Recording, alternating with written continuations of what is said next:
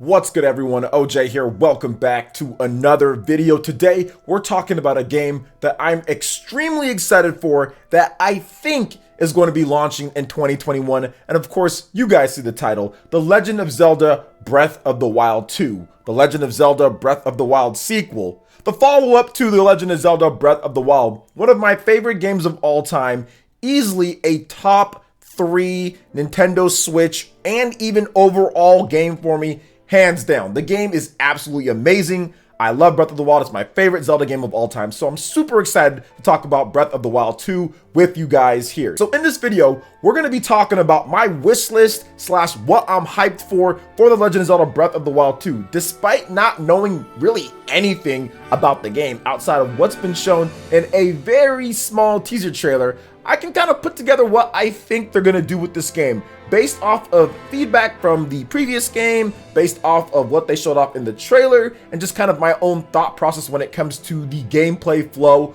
of The Legend of Zelda Breath of the Wild. So let's first and foremost start off with something that's very important to many people out there, and that is story. And I think this time around, the story is going to be a lot more involved. It's going to be a lot more hands-on. I think we're going to have a lot more voice acting in it, and there's going to be more of a cinematic feel to the cutscenes and to what they do within the gameplay. The thing about The Legend of Zelda Breath of the Wild is that it's very much like the original Legend of Zelda, whereas they don't really want any interruptions, they don't want any cutscenes kind of going in, they just want you versus the aspects of the world, versus Hyrule, versus wherever you're in, and to get kind of wrapped up and immersed into that when it comes to a pure gameplay standpoint. And I think that it was a great call for them changing up what they usually do for the Legend of Zelda games. You can just hop right into the game, you can just start playing, you don't have to worry about knowing all these different cutscenes and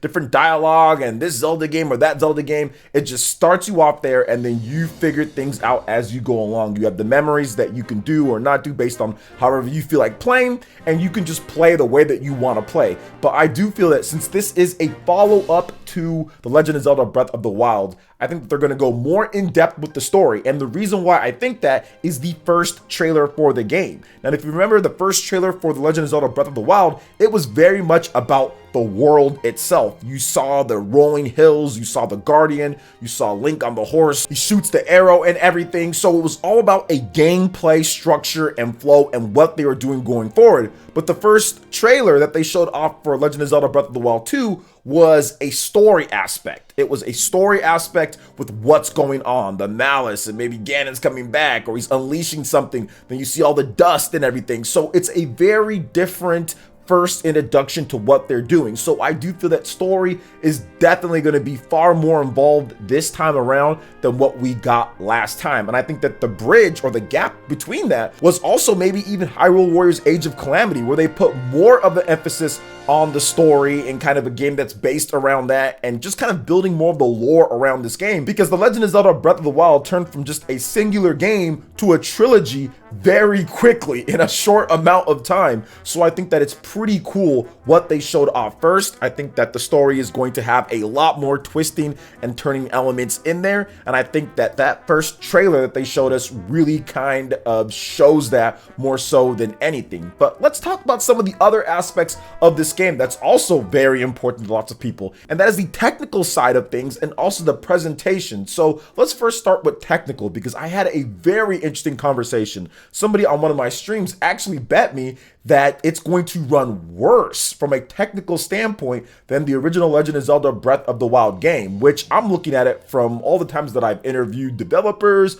all the times that I've seen different games, all the times that I've seen cross-gen games, then go to the actual system it's supposed to be on. That's something that doesn't really happen much. If it's a cross-gen game and there's some issues here and there, the next time that they actually use the same engine and make the game specifically built to the current generation system that they're using, it's always performed better. It's always played better. It's always done usually better if they're using the same exact engine and it's a similar type of game. Now, there are some exceptions to that, but for the most part, it's pretty good when it comes to certain things. So I would expect from the technical side of things, Legend of Zelda Breath of the Wild 2 to run a lot better than what we saw with the Legend of Zelda Breath of the Wild. Now, don't get me wrong, I don't think it was a bad running game overall. There were just some hitches, some type of things. There was some problems when the game launched. Now, they did patch things to make it better across the way, but still, there were still some frame rate issues in certain places, especially the forest when you go there. So I'm expecting, since this game is going to be built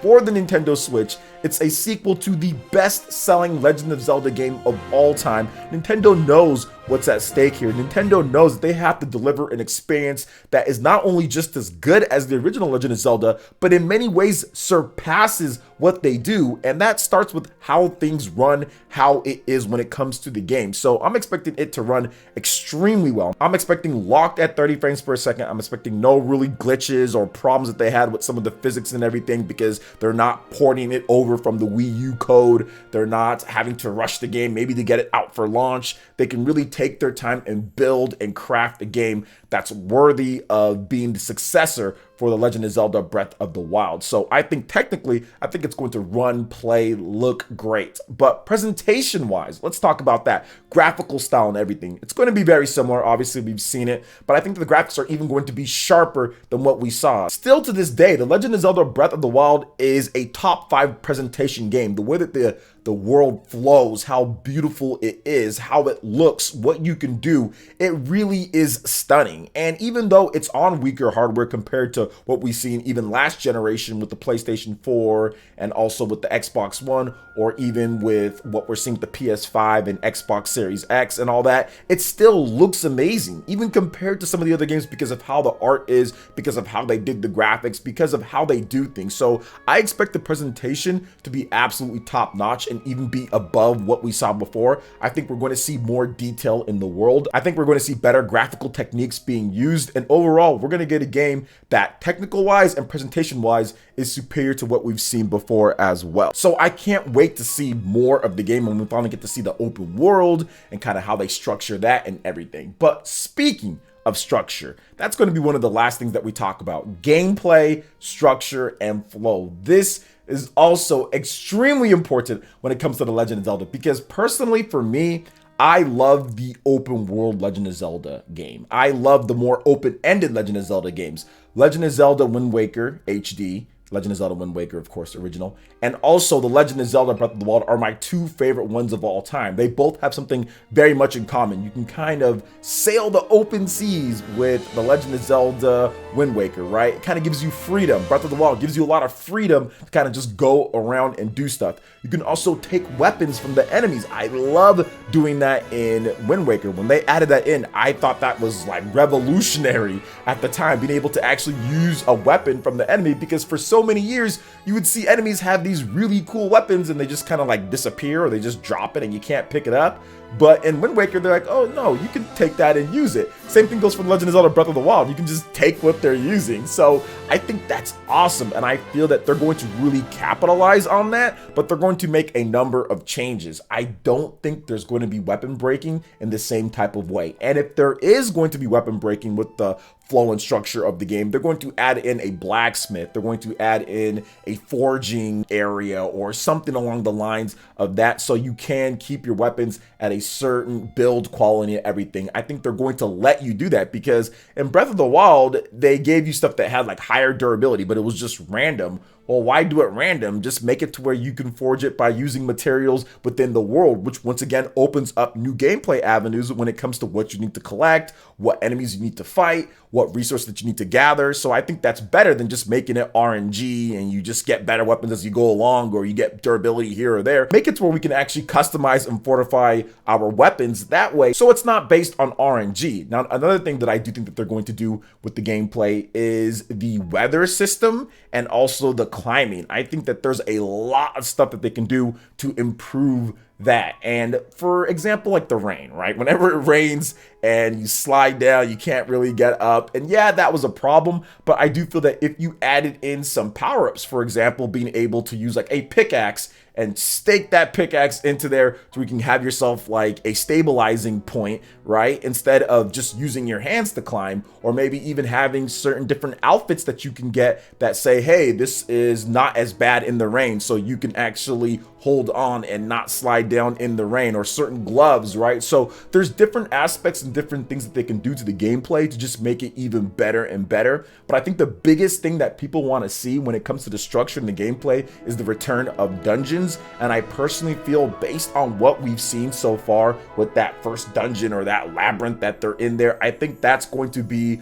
more of foreshadowing what we could see in the rest of the game, where you have these temples or these labyrinths or dungeons, whatever you want to call them, to where you can go in there and crazy stuff happens, right? Maybe it's optional, maybe you don't have to go there, but if you do go there, you can get a really cool weapon, fight a really cool boss, affect something in the story, and it can overall create a greater sense of accomplishment and discovery than those who just want to skip all of it. So I think that there's still going to be that option, but they are going to have more of the traditional dungeons mixing in there, and those who want to explore and see all of that will be rewarded with different prizes, weapons, or stuff that happens within the game. And I think that's the best way to do it. Make it optional, maybe make some inventory, maybe you have to go, like obviously that first cutscene that you see, but then make the other ones hidden and make it optional and make it awesome, so people want to seek out where these areas are and they want to complete these dungeons, these themed ones like we've got before in the past, to get whatever weapon or item that they can use in order to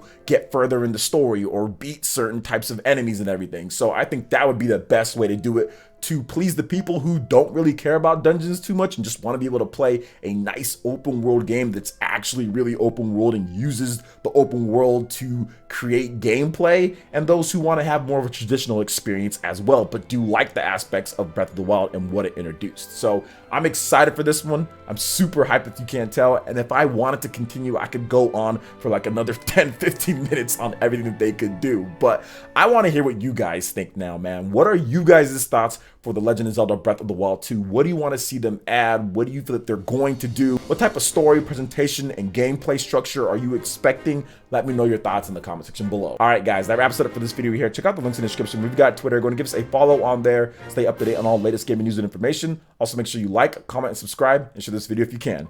Thank you guys so much for watching, and we'll catch you for the next one. Peace.